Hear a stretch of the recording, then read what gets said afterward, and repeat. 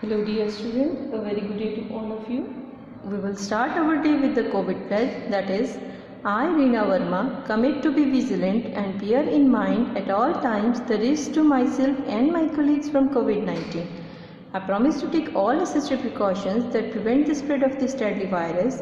I promise to follow and encourage others to follow the key COVID appropriate behaviors, to always wear a mask, face cover, especially when in public places, to maintain a minimum distance of 6 feet from others, to wash my hand frequently and thoroughly with soap and water. Together we will win this fight against COVID-19. I hope all of you are staying home, safe from this chronic disease and following the key COVID appropriate behaviors. Now we will resume with our chapter, that is chapter number 4, types of agriculture. Now agriculture practice in the world. Different types of agriculture can be found within individual countries and around the world. पूरी दुनिया में हमें अलग अलग type की agriculture देखने को मिलती है. The distinctions are based on the different parameter, और ये डिस्टिंक्शन है अलग अलग पैरामीटर्स पे बेस्ड होती है. The most basic distinction are there is arable, pastoral and mixing farming based on the produce, जिस चीज़ को पैदा किया जाता है उसके बेसिस पे. Then subsistence and commercial farming based on the economic purpose, किस मनी पर्पज़ के लिए क्रॉप्स को प्रोड्यूस किया जाता है. Extensive and intensive farming based on the method, scale and productivity, कौन सा तरीका का इस्तेमाल किया जाता है, कौन से लेवल तक किया जाता है और किस प्रोडक्शन के लिए किया जाता है. Then there is organic and non organic based on the approach, that is कौन सी फर्टिलाइज यूज़ किए जाते हैं, पेस्टिसाइड या इंसेक्टिसाइड या herbicides. Now first is arable, pastoral and mixed farming. In it what we have, arable farming cultivate crops are not involved with livestock. इनमें life stock involve नहीं होता. In arable farming many concentrate on the crop such as wheat और may grow range of different crops. ठीक है, तो इसमें arable में mostly जो कंसिडरेट होता है मोनोकल्चर, सिंगल क्रॉप का, single crop as in wheat और अलग अलग टाइप की crops. The crop grown and arable farm में चेंज ओवर टाइम, और अरेबल फार्म में जो क्रॉप ग्रो की जाती है वो ओवर द टाइम चेंज हो सकती है. For example, if market price potato increase, more farmer will attract toward this crop. Then there is pastoral farming. Now what is pastoral farming?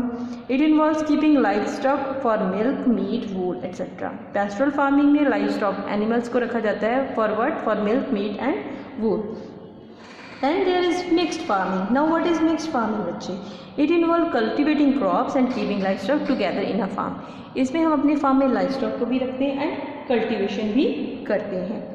Usually on a mixed farm, at least part of the crop produce will be used to feed the livestock.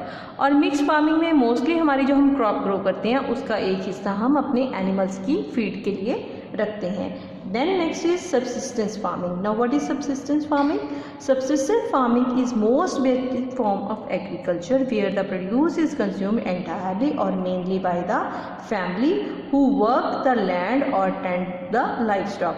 Subsistence farming में जो है agriculture की सबसे basic unit है farming की. इसमें क्या होता है, जितनी भी क्रॉप कोई फैमिली ग्रो करती है वो उस सारी क्रॉप को खुद की कंजप्शन के लिए या अपने लाइवस्टॉक की कंजप्शन के लिए रख लेती है. If a small surplus is produce, it may be sold और ट्रेडेड. अगर उसका थोड़ा सा भी क्रॉप जो है वो सरप्लस हो जाता है तो वो उसको सेल कर देते हैं. Example of subsistence farming are shifting, cultivation and nomadic pastoralism. Subsistence farming is generally small scale and labor intensive with little or no technological input. Subsistence farming जो होता है बहुत small level पे होता है और इसमें बहुत नाम मात्र या ना के बराबर टेक्नोलॉजी का इस्तेमाल किया जाता है. Then we have the advantages of the subsistence farming.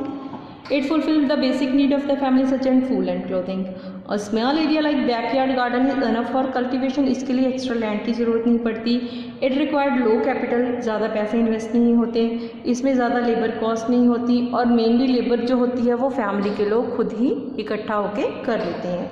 अब इसके डिसएडवांटेजेस, इस टाइप की फार्मिंग में क्या होता है बच्चे, फैमिली मेम्बर इकट्ठे काम करते हैं और फैमिली लेबर जो है वो अनरिलायबल होती है क्योंकि उनको कुछ भी पे नहीं मिलती काम के लिए, और जो प्रोड्यूस होता है वो फैमिली के द्वारा ही कंज्यूम किया जाता है, पर इसमें कोई भी प्रॉफिट नहीं आता सेलिंग से क्योंकि उनका प्रोड्यूस बहुत कम होता है.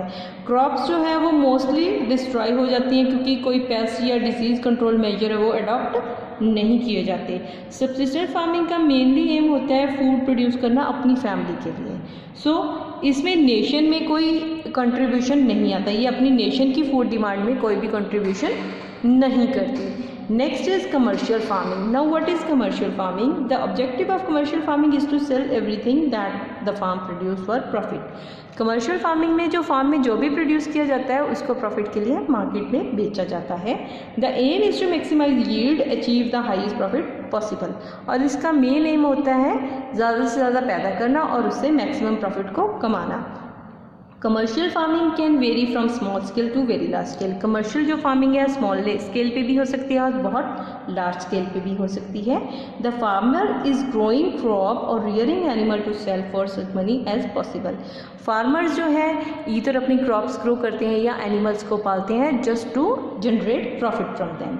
These farms can be arable, ठीक है, ये फार्म एरेबल भी हो सकते हैं। एरेबल मीन्स जो सिर्फ क्रॉप्स को ग्रो करते हैं। पेस्ट्रल वो भी हो सकते हैं फार्म जो सिर्फ एनिमल्स को रखते हैं। Then mixed, both pastoral and arable भी हो सकते हैं। Now main features in commercial farming, the area cultivated and the amount of capital invested is large. Commercial farming में जिस लैंड को हम एग्रीकल्चर पर्पज़ के लिए यूज़ करते हैं या जिस फार्म में हम एनिमल को रियर करते हैं उनमें बहुत कैपिटल इन्वेस्ट की जाती है। Most of the work is done by machine.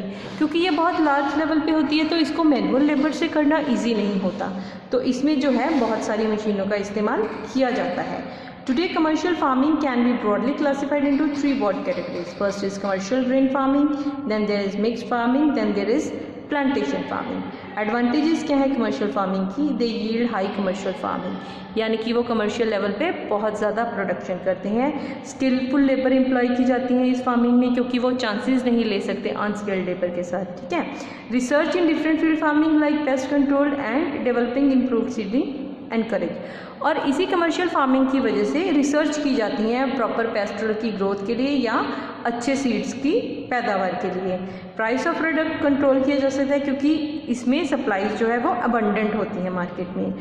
Supply quality product की होती है क्योंकि इसको proper research and control method से स्किल्ड लेबर के द्वारा किया जाता है, तो जो प्रोडक्ट की क्वालिटी होती है वो अच्छी होती है जिससे कि इन्वेस्टमेंट जो है और भी ज़्यादा मैकेनाइज्ड हो जाती है। Now what are the disadvantages? Commercial farming की डिसएडवांटेजेस क्या हो जाती हैं? इस टाइप की फार्मिंग थोड़ी एक्सपेंसिव होती है क्योंकि इसमें मशीन्स का इस्तेमाल होता है एंड वेरी हाई लेवल पे होता है, तो इसमें हाई कैपिटल होती है। कुछ टाइम भी हो जाता है हार्वेस्टिंग करना और उतनी आउटपुट को मार्केट में प्रोवाइड करवाना कई बार डिफ़िकल्ट हो जाता है और इतने अमाउंट ऑफ ग्रेनरी को स्टोर करना भी बहुत ज़्यादा मुश्किल है क्योंकि इसके लिए बहुत ज़्यादा स्पेस की ज़रूरत होती है। It is difficult to control pest and disease in commercial farm of developing countries.